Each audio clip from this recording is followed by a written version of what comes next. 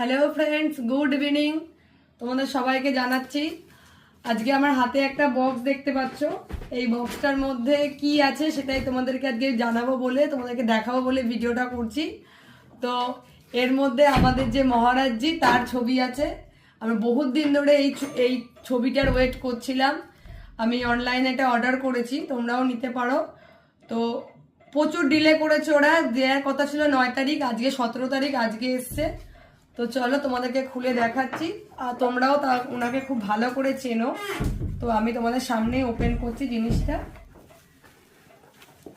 এদিক দিয়ে এই দেখো, নাম আর নতুন করে আমার বলার কিছু নেই, তোমরাও জানো।